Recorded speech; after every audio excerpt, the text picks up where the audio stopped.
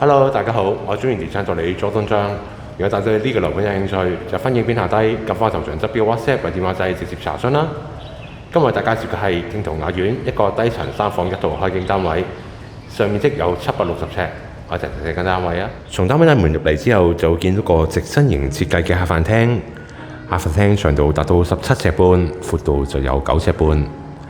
客廳連接住大玻璃窗同埋一個窗台位置，採光度相當足夠。大門嘅左手邊就係廚房位置，有一組曲尺型嘅櫥櫃，有擺放大型雪櫃、洗衣機等等嘅位置，亦提供咗足夠嘅儲物空間同埋煮食平台。我哋先睇飯廳部分，整個闊度就有9尺半，右手邊嘅牆身亦長達7尺。平時放張餐台，4、5個人食飯都非常夠用。旁邊亦設有對流窗，左手邊亦可以放一啲鞋櫃、儲物櫃，增加收納空間。單位嘅客廳部分同樣闊落實用，闊度達到9尺半，左手邊嘅牆身亦長達7尺半，可以放個大型電視櫃。右手邊可以放梳化、儲物櫃等等。單位係位於低層，設有一個大型嘅窗同埋一個欄杆位置，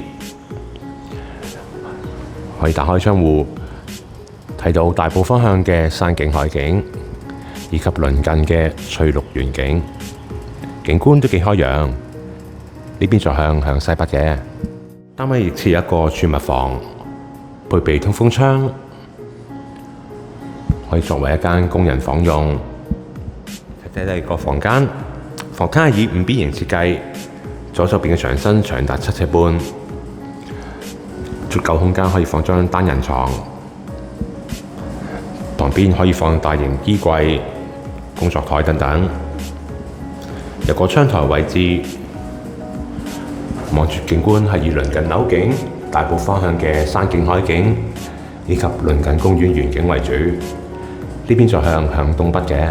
跟住睇睇浴室部分，浴室都係以原裝嘅配備，設有大型鏡櫃，配備通風窗，旁邊保留一個浴缸位置，簡潔實用。睇睇第二間客房，第二間客房就較為方正，長度同樣有7尺半，闊度亦都有7尺，一樣有個窗台位置。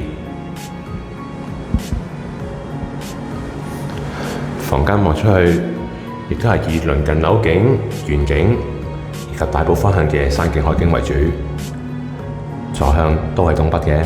最後我哋睇埋主人套房，入門嘅左手邊就係主人浴室位置，亦都相當闊落，配備通風窗，旁邊亦設有浴缸位置，企理實用。主人房嘅睡房部分係以方形設計，長度闊度都達到8尺。旁邊設有一個原裝嘅入牆衣櫃位置。